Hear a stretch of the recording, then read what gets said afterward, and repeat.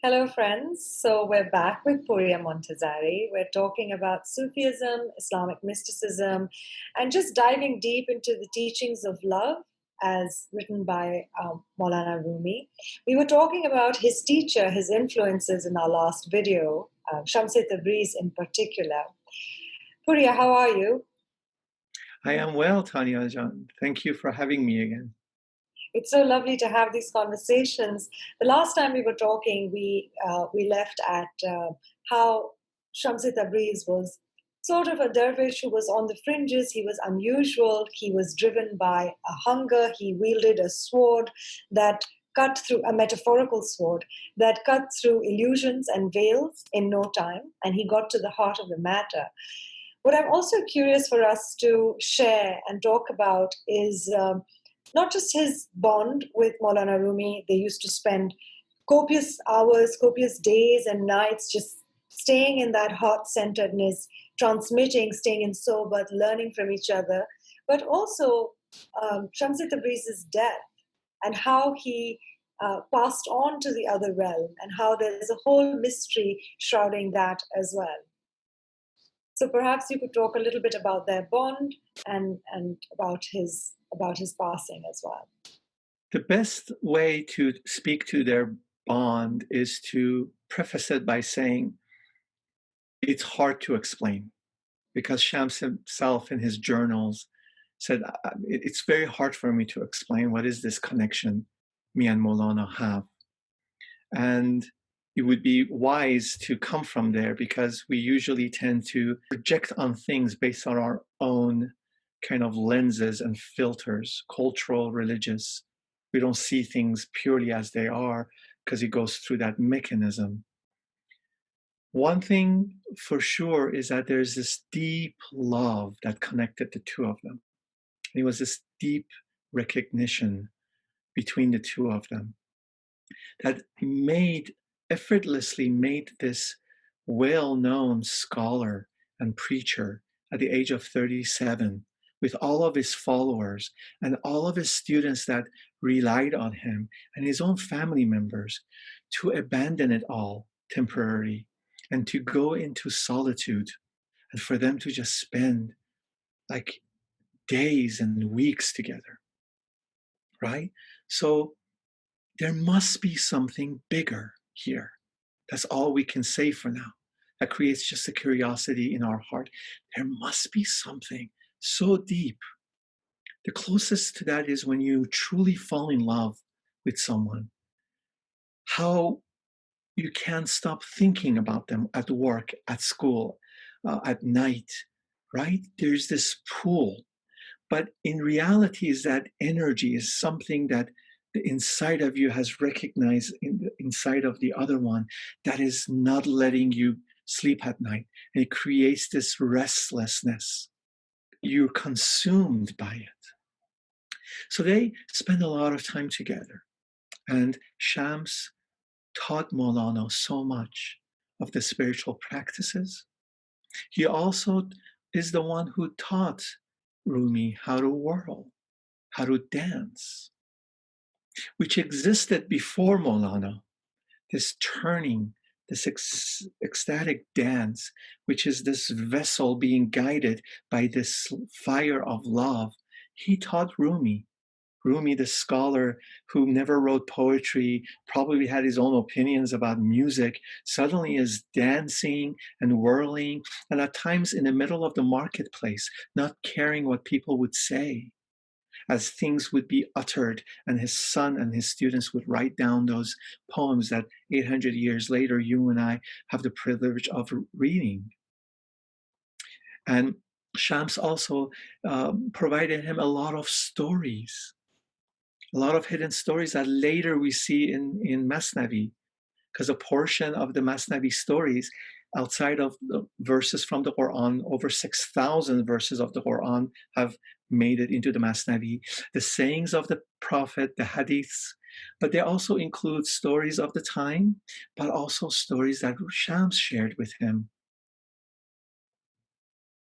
And then, with divine timing and divine perfection, he disappeared once. And the first time he disappeared was mainly because of Rumi's oldest son and certain students really gave Shams a hard time because they could not understand. They could not understand why is their father so fascinated with this whirling dervish with such a temperament. They couldn't see. It's just like how Iblis, they couldn't see that Adam was more than just clay when God said to the angels, bow down to Adam. It's that nafs in us that doesn't see the light that we are, that is the Iblis inside of us, right? It's the intellect that only looks for empirical reasoning, right? His son and his students were representing that. And Mawlana talks about it in Masnavi. At the beginning of book 1, he addresses it. A lot of his pain and a lot of his lamenting in the Masnavi is biographical. He felt it, he experienced it. Then he just goes crazy. Where did he go? He even takes a couple of trips and he sends his son to Damascus. Finally, they reunite and they spend more time together.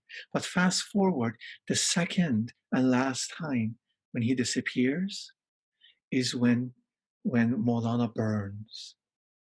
That longing of disappearance, that unknowing of what happened to his beloved, that was the source to this incredible ocean of wisdom, disappeared. And that fire turned him into this constant dance and whirling and the outpouring of poetry. And that was the beginning of it. Now, there are claims as to what happened to Shams. Some say he was murdered by the jealous students.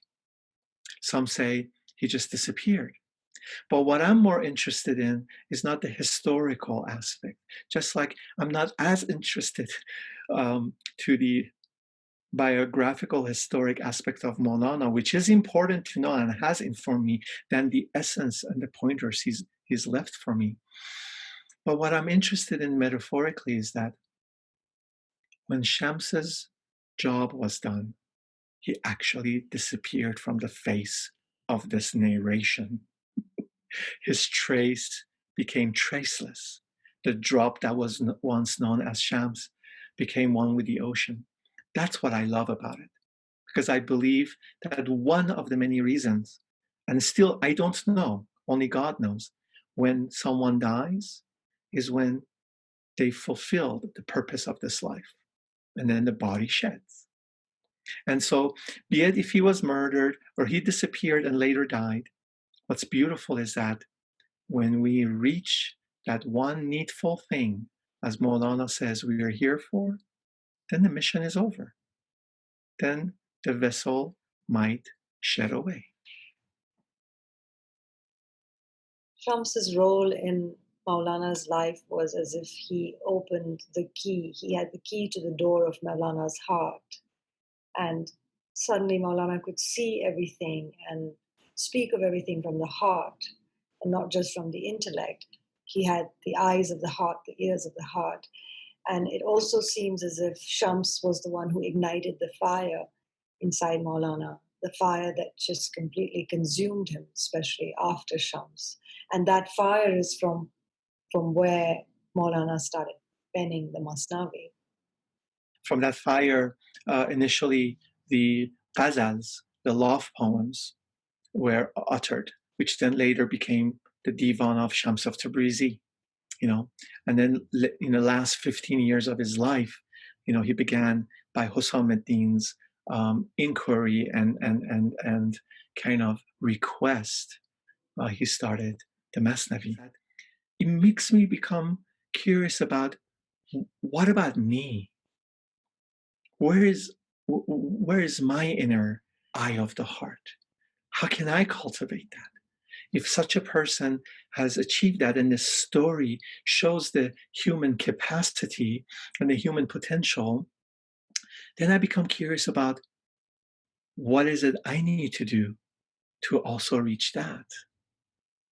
And I think one of the beautiful things about looking into the mystics' historical biographical stories is that they inspire us.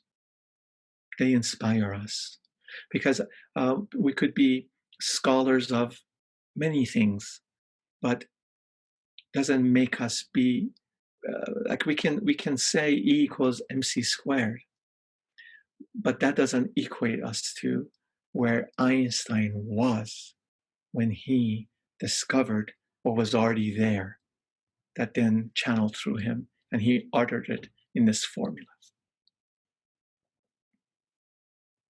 It's so enlightening. Thank you so much. That really gives us like a doorway, a window into thinking things more deeply. And that's the purpose of these sessions as well, for us to contemplate more, for us to get introspective, for us to be more connected to the heart and perhaps learn to see from the heart as well. Thank you so much, Pouria. Thank you, Tanya.